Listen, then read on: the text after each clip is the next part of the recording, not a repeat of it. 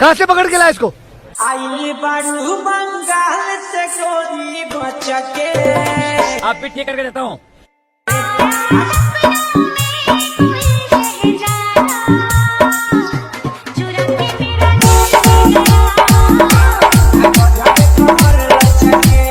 अरे जब भी ऊपर चढ़ता बंद क्यों कर देते हो?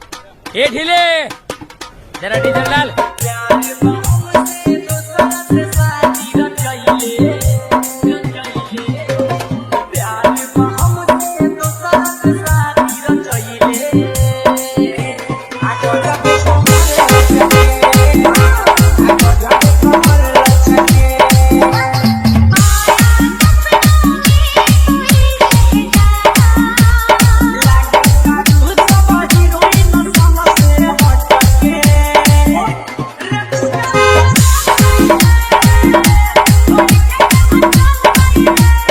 बिहारी म्यूजिक, बिहारी म्यूजिक,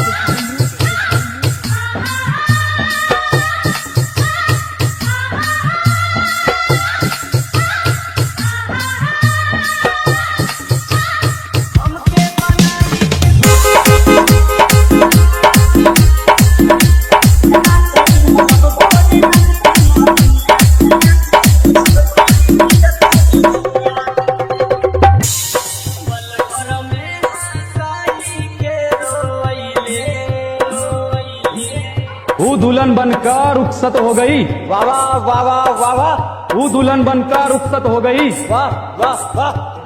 कहाँ तक करोगे ऊ का पीछा? वो किसी और की हो गई।